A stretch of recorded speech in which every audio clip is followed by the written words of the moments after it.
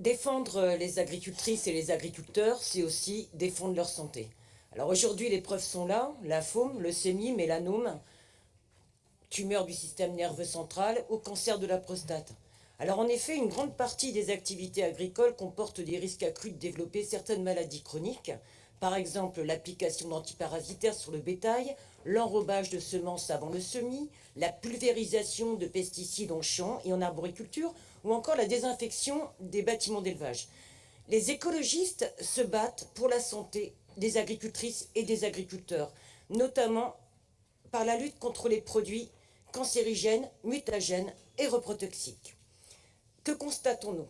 Le RN manque totalement de cohérence entre paroles et actes, surfant sur les colères et les recherches de boucs émissaires. Alors au niveau européen, vous avez voté pour la PAC, qui soutient en priorité les grandes exploitations d'agro-industrie.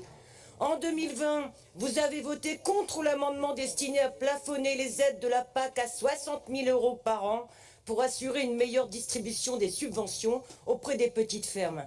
Cette mesure était pourtant attendue par le monde paysan.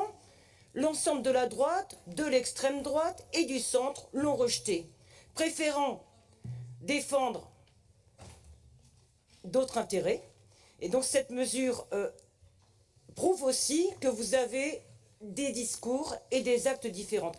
Par exemple, Madame Dias, excusez-moi, à l'Assemblée nationale, depuis le début de la législature, les députés RN n'ont jamais consacré la moindre initiative parlementaire aux problèmes agricoles.